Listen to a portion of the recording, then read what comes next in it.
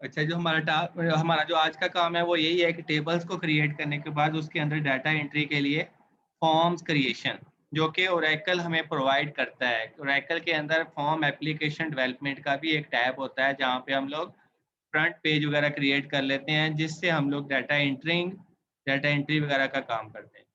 और कुछ रिपोर्ट्स बना लेते हैं, जिससे हम डाटा को देखने यानी कि उसकी सिलेक्शन और रिट्रीवल का काम करते हैं। तो आज हम करेंगे फॉर्म क्रिएशन इन ओरेकल के। फॉर्म क्रिएट करके हम डाटा किस तरह एंटर करते हैं टेबल्स के अंदर। तो सबसे पहले मैं लॉगिन कर लेता हूँ। वही यूजर हम लोगों ने जो लास्ट जिसको हमने एज ए एडमिनिस्ट्रेटर के तौर पर बनाया था, हम उसी को लॉगिन करेंगे, क्योंकि ये जो एप्लीकेशन डेवलपमेंट का काम है ओरेकल के अंदर, ये वही यूजर कर सकता है जिसको एज ए डीबीए का रोल मिला हुआ होगा। तो हमने डीबीए के रोल के साथ ये एक यूजर क्रिएट किया था, तो मैं उसी को लॉगिन करके उसी के थ्रू काम करूंगा। ये मैंने लॉगिन किया। अब मैं डीबीए के रोल वाले यूजर अकाउंट से लॉगिन हुआ हूँ, तो इसी वजह से ही मेरे पास एप्लीकेशन बिल्डर का टैब आया। अगर मेरे पास डीबीए का राइट्स ना होता तो ये एप्लीकेशन का टैब ना आता। ठीक है, पहले मैं वेरीफाई कर लेता हूँ हमारे पास जो टेबल बनाए थे हम लोगों ने वो हमारे पास पढ़े हैं कि नहीं पढ़े। उसके लिए ऑब्जेक्ट में आएंगे, ब्राउज में जाएंगे और टेबल्स के अंदर जाएंगे। तो यहाँ पे जितने भी हमारे पास टेबल्स बने होते हैं वो शो हो रहे होते हैं। तो हमारे पास दो टेबल्स बने हुए हैं, एक स्टूडेंट टीबी के नाम से और एक टैब 1 के नाम से। ये दो टेबल हमारे पास बने पड़े हैं। तो अब हम होम टैब के अंदर आ जाते हैं। यहाँ से हम लोग एप्लीकेशन बिल्डर के अंदर जाएंगे और यहाँ से फिर क्रिएट एप्लीकेशन पे क्लिक करेंगे। ये टोटली ग्राफिकली इंटरफेस है, ग्राफिकली काम है, जस्ट क्लिक ड्रैग ड्रॉप का काम है और एप्लीकेशन आप लोगों की बनती जाती है। तो ये यहाँ पे क्रिएट हम लोगों ने एप्लीकेशन क्या है? हर मतलब सेल के अंदर काम करना? इसका मतलब, ये क्रिएट एप्लीकेशन जो आपने किया सर, ये किसने किया है? मैं एक पेज क्रिएट करने लगा हूँ जो फॉर्म टाइप बना हुआ होगा, उसके थ्रू हम डाटा एंटर करेंगे अपनी डाटाबेस के अंदर। पहले तो हम डायरेक्ट कर रहे थे ना, डायरेक्ट तो नहीं ना करना होता। प्रोफेशनल प्रैक्टिस तो यही है कि फॉर्म बना हो, आप जी उसके जी। थ्रू डाटा एंट्री करें। Okay sir. तो हम वो एक फ्रंट पेज बनाने के लिए एप्लीकेशन बना रहे हैं। इसके अंदर डेटाबेस अलग है, एप्लीकेशन अलग है, दोनों अलग चीजें हैं। एप्लीकेशन फ्रंट यूजर के इस्तेमाल के लिए है, डेटाबेस बैकएंड पे जो उसको मैनेज कर रहे हैं एडमिनिस्ट्रेटर्स हैं उनके लिए है। तो यहाँ पे हम लोगों ने इसका एप्लीकेशन का नाम रखना होता है, तो वो आप कोई भी नाम रख सकते हैं। मैं यहाँ पे ADP DB के नाम से रख देता हूँ इसका नाम। उसके बाद हम लोगों ने इस एप्लीकेशन की आईडी देनी होती है। तो इसकी बाय डिफॉल्ट आईडी 101 से स्टार्ट होती है। जितनी एप्लीकेशन क्रिएट होती जाएंगी उतनी आईडीज आगे बनती जाएंगी, 101, 102, 103। लेकिन आप इस आईडी को चेंज भी कर सकते हैं, कोई इशू नहीं है। लेकिन ध्यान रखना है कि एप्लीकेशन की आईडी वही देनी है जो पहले किसी एप्लीकेशन को ना असाइन हुई हुई हो। तो इसलिए हम लोग इसी सीक्वेंस को यूज कर लेते हैं, खुद नहीं देते, ताकि बाद कल को हम भूल जाएं तो वो सेम आईडी फिर हमारे पास लग रही होती है। तो दूसरा हम लोगों ने इसको एक आईडी देनी होती है, यूनिक आईडी। वो ये बाय डिफॉल्ट एक दे देता है, अगर वो ने आप इसको चेंज करके अपने हिसाब से रखना चाहते हैं तो वो भी रख सकते हैं। तीसरा क्रिएट एप्लीकेशन के पूछ रहा है हमें कि आप इसको इस एप्लीकेशन को स्क्रैच यानी कि स्टार्ट से बनाना चाह रहे हैं, या फिर कहता है बेस एग्जिस्टिंग एप्लीकेशन, या पहले कोई एक मॉडल बना हुआ है आप उस मॉडल के मुताबिक इसको बनाना चाह रहे हैं। तो मैं स्क्रैच से बनाना चाह रहा हूँ। अभी हम लोग फर्स्ट टाइम काम कर रहे हैं तो हम लोग स्टार्ट से इसको एक एक चीज़ खुद बनाएंगे इसकी। तो फ्रॉम स्क्रैच आप लोग सिलेक्ट कर लें, क्योंकि हमने कोई मॉडल नहीं इस्तेमाल किया, ना ही हमारे पास कोई मॉडल पहले बना हुआ था। तीसरे नंबर पे हमने यूज़ करना होता है स्कीमा। तो डेटाबेस के अंदर आप लोगों को स्कीमा बताया था, डाटा अबाउट डाटा, जिसमें आप लोगों के डेटाबेस के मुतल्लिक डाटा के मुतल्लिक सारी इंफॉर्मेशन स्टोर होती है।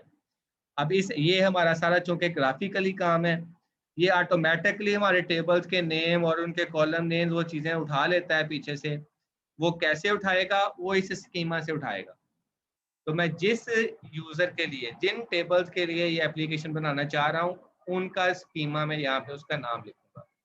तो मैं किस यूज़र के थ्रू लॉगिन हुआ हूँ? सुहेल वाले। ठीक है, तो मैं स्कीमा भी फिर सुहेल का ही यूज़ करूंगा, क्योंकि ये टेबल उसी के अंदर बने हुए हैं। जो मेरे पास वर्क स्पेस ये एलोकेट हुई हुई है। ये जो सुहेल, स्कीम है, ये डाटा जो हमने डेटाबेस बनाई थी वो वाला है ये? जी, मैं सुहेल के थ्रू 2 टेबल्स बनाए थे ना, ये वर्क्स के जब सुहेल के यूज़र के थ्रू लॉगिन हुआ, वो एज़ ए डेटाबेस एडमिनिस्ट्रेटर है। तो जब उसका लॉगिन हुआ तो उसको एक वर्क स्पेस मिल जाती है, उसी नाम से जो उसका यूज़र नेम होता है। तो उसी नाम से उसका एक स्कीमा बन जाता है, कि वो जितने भी काम करेगा, जितने भी टेबल्स होंगे उसके अंदर वो तमाम की इन्फॉर्मेशन इस स्कीमा के अंदर मौजूद होगी। तो स्कीमा ये इन्फॉर्मेशन ही होती है, ये हम लोग इसको इसलिए साथ अटैच करवाते हैं आगे जाके कि वो टेबल्स का डाटा ऑटोमेटिकली उठा ले, हमें देना ना पड़े उसको। इसलिए हमें उसका स्कीमा बताना पड़ता है।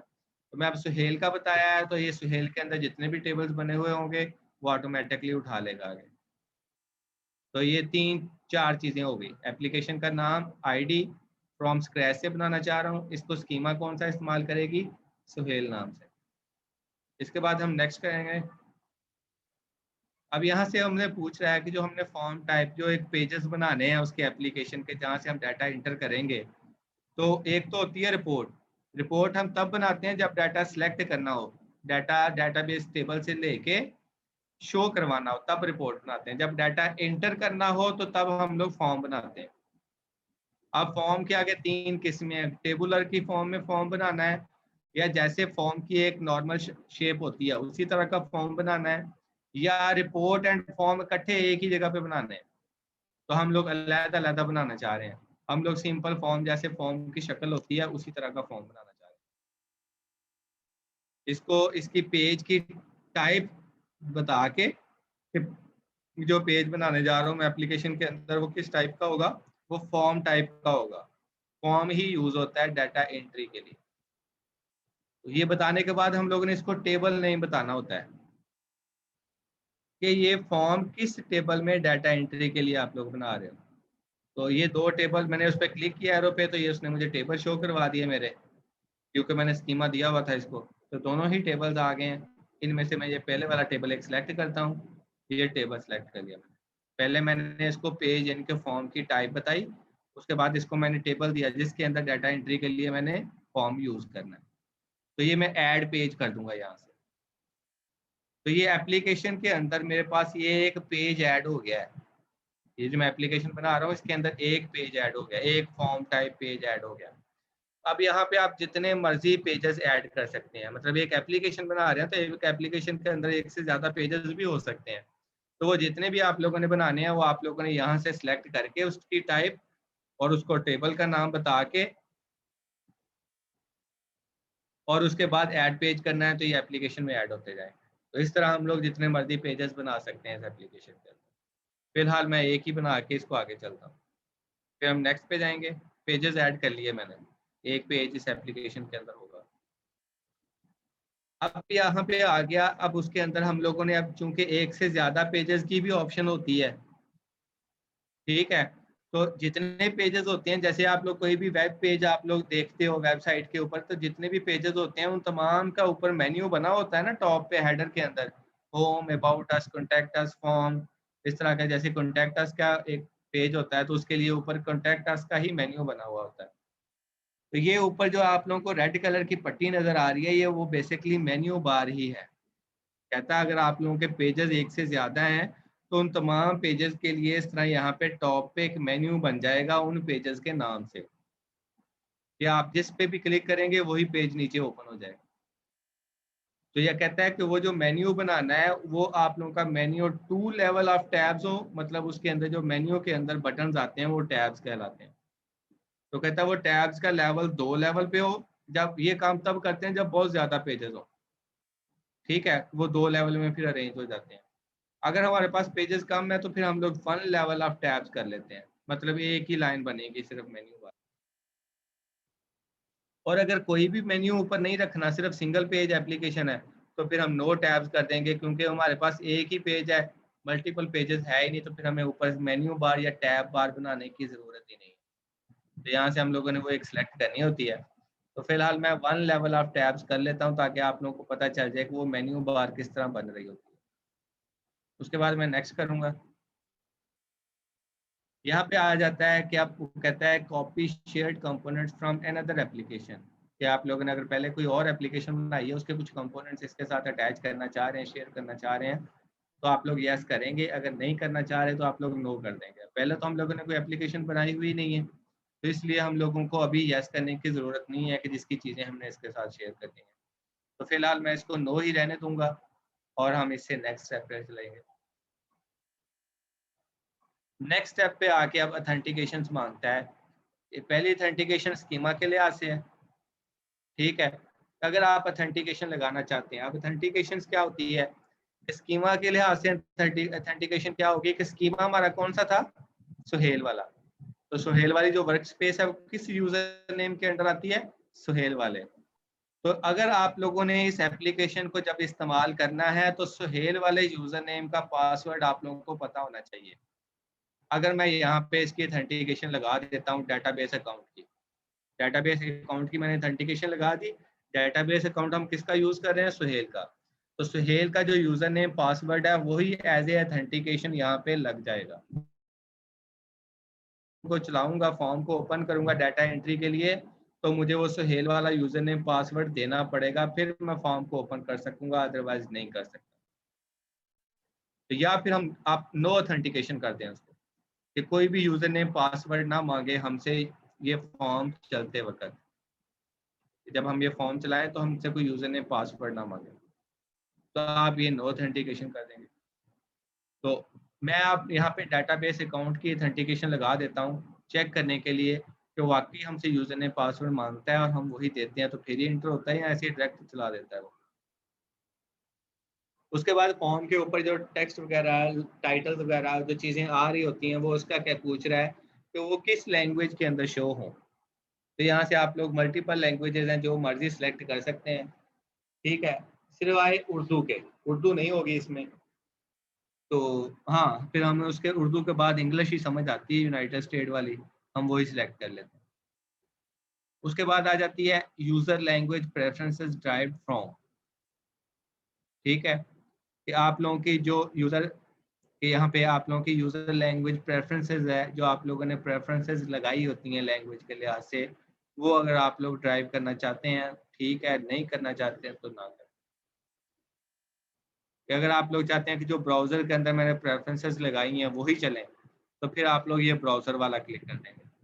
अगर आप चाहते हैं कि जो मैंने एप्लीकेशन के अंदर बताया वो चले, अगर आप चाहते हैं आइटम प्रेफरेंसेस मतलब सेपरेट आप लगाना चाहते हैं कि ये एक जगह पे एक लैंग्वेज, दूसरी जगह पे दूसरी लैंग्वेज, ठीक सर है। ज़्यादा कौन सी इजी है इनमें से? ब्राउज़र वाली करें बेटर है? ब्राउज़र वाली ज़्यादातर चलती है ताकि हर कोई बंदा जो ब्राउज़र में प्रेफरेंसेस दी हुई हो तो वही चले। ताकि वो होता है ना, हम ब्राउज़र में सेटिंग कर लेते हैं तो वो हमारा पेज होता है फिर वो उसी लैंग्वेज में शो हो जाता है, तो कोई जी सर। और यूज़र भी हो तो वो कर सके, वो इसलिए। उसके बाद हम नेक्स्ट चलेंगे। अब यहाँ पे होता है कि अब हम ये एप्लीकेशन बना रहे हैं तो उसमें पेजेस वगैरह बनेंगे, तो पेजेस बनाने के लिए उसका थीम होता है ना, जैसे आप मोबाइल में थीम चेंज कर लेते हो उसके हिसाब से आप लोगों की कलर स्कीम वगैरह चेंज हो जाती है स्क्रीन की। तो इसी तरह आप लोग के ये पेज के अंदर भी कलर स्कीम्स और उनके जो उसका जो लेआउट होता है वो डिफरेंट होते हैं। तो यहाँ पे हमारे पास कुछ बने बनाए थीम्स उसने हमें सैंपल के तौर पर दिए हुए हैं एज ए टेम्पलेट के तौर पर। आप इसके अलावा मज़ीद और भी नेट से डाउनलोड कर सकते हैं। तो अभी हम फिलहाल इन्हीं में से यूज़ कर लेते हैं कि ये यहाँ पे हमारे पास 12 थीम्स हमें उसे दिए हुए हैं, इनमें से कोई भी थीम यूज़ कर सकते हैं। जो आप लोगों का फॉर्म बनेगा, जो पेज बनेगा उसी थीम के मुताबिक बनेगा, उसका डिज़ाइन उसी की तरह का बनेगा। तो फिलहाल मैं इसमें से ये वाला यूज़ कर लेता हूँ, थीम 6, ठीक है। उसके बाद अब यहाँ पे हमारे पास एट द एंड पे यही एक ऑप्शन होती है थीम वाली, हम थीम बता देते हैं उसको। उसके बाद हमारा ये सारे ऑप्शन एंड हो गए। अब मैं क्रिएट पे क्लिक करूँगा। तो जैसे ही मैं क्रिएट पे क्लिक करूंगा तो ये मेरे पास एक एप्लीकेशन बन गई जिसकी आईडी है 101 और जिसका नाम है एडीपी डेटाबेस डीबी के नाम से। एडीपी डीबी के नाम से एक एप्लीकेशन क्रिएट हो गई। अब इसके अंदर मैंने एक पेज क्रिएट किया था स्टूडेंट टीबी के, जो स्टूडेंट टेबल है उसी के लिहाज से उसके लिए, लेकिन उसके साथ एक लॉगिन का पेज ऑटोमेटिकली क्रिएट हो गया। ये उसने खुद ब खुद ही क्रिएट कर दिया। क्यों? क्योंकि हमने जो उसको ऑथेंटिकेशन वाली बात की थी ना कि डेटाबेस अकाउंट को एज ए ऑथेंटिकेशन यूज़ करे, तो उसके लिए हमें लॉगिन पेज बनाना पड़ता है। तो वो उसने ऑटोमेटिकली बना दिया जब मैंने वो ऑप्शन सेलेक्ट की। अगर मैं वो ऑप्शन सेलेक्ट ना करता तो ये लॉगिन का पेज नहीं बनना था। सर ऑथेंटिकेशन आपने इसलिए कहा था ना कि उसमें लाइक सिक्योरिटी हमारी नहीं, कोई और लॉगिन ना कर सके उस चीज़ को। हाँ, कोई डायरेक्ट हमारे फॉर्म को ना इस्तेमाल कर सके बगैर यूजर नेम पासवर्ड के। ठीक हो गया। तो इसीलिए उसने ये लॉगिन का पेज बना दिया एक साथ। अब जब भी मैं इस एप्लीकेशन को चलाऊंगा तो पहले मेरा ये लॉगिन पेज रन होगा, फिर उसमें मैं यूजर नेम पासवर्ड दूंगा तो फिर मेरा ये वाला पेज ओपन होगा। तो हम अब इस एप्लीकेशन को रन करते हैं। ये तो हो गया ना इसका बनने का, जो बन गई है हमारी एप्लीकेशन का लेआउट। अब इसको चलाने के लिए हम लोग डायरेक्ट यहाँ से भी चला सकते हैं। इस पेज के ऊपर डबल क्लिक करें तो वो ओपन हो जाएगा। हम लोग इसको होम के टैब के अंदर से जाके भी चला सकते हैं। फिलहाल मैं यहीं पे डबल क्लिक करके इसको चलाता हूँ। अब मैं चला रहा हूँ इस पेज को, उस फॉर्म को जिससे हमने डाटा इंटर करना है। मैं इस पर डबल क्लिक किया, ठीक है, तो वो यहाँ पे मुझे सेटिंग्स के अंदर ले गया। तो यहाँ से आप लोग सेटिंग में चले जाएंगे। अगर आप इसको फॉर्म को एज ए इसके ओरिजिनल फॉर्म में, यानी कि इसको जो इसका लेआउट होता है वो वाला ओपन करना चाहते हैं, तो फिर हमें यहाँ पे रन एप्लीकेशन पे क्लिक करना पड़ेगा कि मैं इस एप्लीकेशन को अब रन करने जा रहा हूँ, एग्जीक्यूट करने जा रहा हूँ। तो मैं इस पर क्लिक करूँगा। जैसे ही मैंने क्लिक किया तो आप लोगों के पास यहाँ पे वही लॉगिन वाला पेज ओपन हो गया जो दूसरा ऑथेंटिकेशन वाला बना था। ठीक है, अब चूंकि मैंने इस ब्राउजर के अंदर अपना लॉगिन वाला अकाउंट ओपन किया हुआ है, इसलिए मेरे पास ये एडिट का ऑप्शन आ रहा है कि आप इसके अंदर चीज़ें एडिट कर सकते हैं। जैसे ही मैं उसको लॉग आउट कर दूंगा ना, तो ये नीचे वाले ऑप्शन खत्म हो जाएंगे। ये जो टेबल की फॉर्म में नीचे एक रो में शो हो रहे हैं, ये खत्म हो जाएंगे जैसे ही मैं उसको लॉग आउट करूँ। तो इसलिए मेरा जो इस ब्राउजर के अंदर डेटाबेस एडमिनिस्ट्रेटर वाला अकाउंट लॉगिन है, इसलिए मुझे ये सारे एडिट वाले ऑप्शन देगा। लेकिन मैंने अब एप्लीकेशन को रन किया है, तो एप्लीकेशन जब भी चलनी है उसने अलहदा से अपनी ऑथेंटिकेशन मांगनी है। तो अभी जो आप लोगों के सामने लॉगिन का पेज नज़र आ रहा है, ये वो एप्लीकेशन वाला पेज है। अब यहाँ पे फिर से मैं वही अपने अपने अकाउंट की ऑथेंटिकेशन दूंगा, सुहेल आगे पासवर्ड। ठीक है, क्योंकि मेरा जो मैंने अकाउंट ओपन किया था वही मैंने एज ए इसको दिया था, कहा था कि लॉगिन के लिए वही क्रीडेंशियल्स इस्तेमाल करें। अब वही मुझे देनी पड़ेंगी। अब मैंने वो दी हैं, लॉगिन पे क्लिक किया है, अब मेरे पास वो टेबल का फॉर्म ओपन हो गया। तो ये आप लोगों के सामने ये एप्लीकेशन का लेआउट बना हुआ नज़र आ रहा है। एप्लीकेशन का लेआउट क्या है, किसके अंडर बनी हुई है, सुहेल के। और इसके अंदर कितने पेजेस हैं, एक ही पेज था, इसीलिए उसी पेज के जो ये नाम है वो आप लोगों को ये एक टैब शो हो रहा है। अगर एक और बनाऊंगा तो यहाँ पे दूसरा टैब बन जाएगा, एक और बनाऊंगा यहाँ पे तीसरा बन जाएगा, फिर चौथा, इस तरह ये यहाँ पे ये मेन्यू बार बनती जाएगी। ठीक है, ये हमारे पास फॉर्म आ गया। फॉर्म के अंदर होता है कि कोई रिकॉर्ड आप डिलीट करना चाहते हैं, तो यहाँ पे आप उस रिकॉर्ड को नाम लिख के सर्च करके उसको डिलीट भी कर सकते हैं, क्रिएट भी कर सकते हैं। क्रिएट होता है कि आपने डाटा एंटर करना है, और कैंसिल होता है कि आपने कोई एंट्री की हुई है, अब आप इसको ऐड नहीं करना चाहते, खत्म करना चाहते हैं, तो कैंसिल कर दें, मैं नहीं ऐड करना चाहता। तो हम पहले एक रिकॉर्ड को एंटर करके देख लेते हैं। एंटर करने से पहले मैं इसकी यहाँ पे डेट ऑफ बर्थ में एक डेट पिकर लगा लूँ,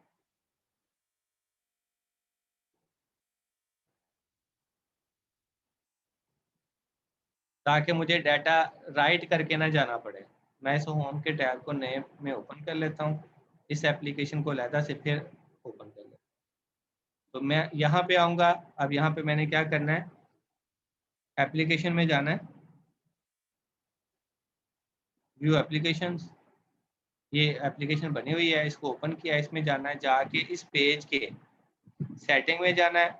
इसके जितनी भी फील्ड हैं ये यहाँ पे नज़र आ रही हैं, ये सारी इसके अंदर जितने भी आइटम्स हैं। ठीक है, आईडी हम चुके हैं वो हिडन होती है, प्राइमरी की वाला है, ऑटो ऑटो सीक्वेंस लगाई हुई है, तो इसलिए ये हिडन है, ये शो नहीं होगी फॉर्म पे, ये ऑटोमेटिकली क्रिएट होती रहेगी। तो मैं अब चाह रहा हूँ इसको चेंज करना, डेट ऑफ बर्थ वाली रो को, फील्ड। तो डिस्प्ले एज टेक्स्ट फील्ड, यहाँ पे जो शो हो रहा है वो कह रहा है कि ये एज ए टेक्स्ट फील्ड के तौर पर डिस्प्ले होगी। अगर मैं इसको चेंज कर देता हूँ, मैं कहता हूँ कि ये एज ए डेट के तौर पर ही शो हो, डेट उसको कहते हैं डेट पिकर। तो डेट पिकर के डिफरेंट फॉर्मेट्स हैं, आप जो भी लगाना चाहते हैं वो ऑटोमेटिकली वही फॉर्मेट बना के डाटा एंटर करते हैं। हम लोगों ने जो last time day data enter किया था उसमें डे, मंथ और ईयर, ये 3 चीज़ें थी। तो ये वाला फॉर्मेट बनेगा हमारा। ये मैंने सेलेक्ट करके इसको लगा दिया, अप्लाई चेंजेस कर दी। अब ये काम हो गया। अब मैं इधर आता हूँ, इस फॉर्म को रिफ्रेश करता हूँ। जैसे रिफ्रेश किया इसने मुझे ये डेट पिकर लगा दिया। मैं इस पर क्लिक करूंगा, वो कैलेंडर ओपन हो जाएगा। ठीक है, तो यहाँ पे आप लोग डेट ऑफ बर्थ यहाँ से कोई भी सिलेक्ट कर सकते हैं। मैंने सेलेक्ट किया। ठीक है, सिलेक्ट करके इसको इंटर किया।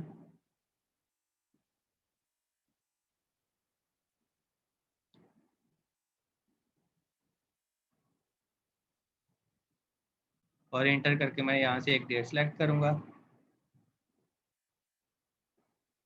और ये मुझे उसने डे, मंथ, ईयर वो एक प्रॉपर फॉर्मेट के अंदर डेट बना के लिख दी। क्योंकि जब हम हाथ से राइट करते हैं तो गलती कर जाते हैं। जब इस तरह डेट पिकर के थ्रू सेलेक्ट करेंगे तो प्रॉपर फॉर्मेट के मुताबिक वो खुद ही बना देगा। बाकी डाटा मैं इसमें खुद इंटर कर देता हूँ।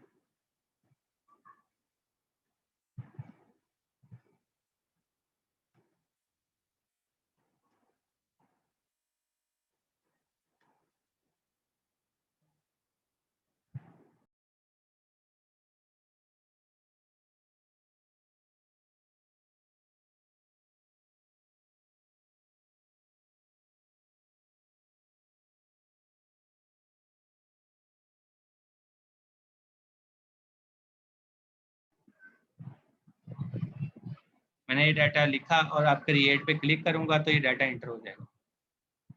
एक्शन प्रोसेस्ड, मतलब आप लोगों का डाटा एंटर हो चुका हुआ है। अब मैं इधर आता हूँ, यहाँ पे होम टैब में जाऊँगा, ऑब्जेक्ट ब्राउज में जाऊँगा, ब्राउज के अंदर टेबल्स में जाऊँगा। टेबल के अंदर हम अब इस टेबल को ओपन करके देख लेते हैं। टेबल के अंदर आया, डाटा के अंदर आया। अभी अब्दुर्रहमान के नाम से मेरे पास एक डाटा बन चुका हुआ है, डाटा ऐड हो चुका हुआ है। जो भी मैंने रिकॉर्ड दिया था वो यहाँ पे आ गया। ठीक है, तो ये होता है इसके अंदर फॉर्म्स बना के उसके थ्रू डाटा एंटर करना। पहले हम टेबल के अंदर डायरेक्ट कर रहे थे, अब हम लोगों ने इसको फॉर्म बना के डाटा एंटर किया। तो इस तरह हम लोग फॉर्म बना के इस डाटे को एंटर कर सकते हैं फॉर्म्स के थ्रू, बजाय इसके कि आप डायरेक्ट टेबल्स के अंदर डाटा एंटर करें। यहाँ तक किसी को कोई प्रॉब्लम हो तो वो पूछ सकता है।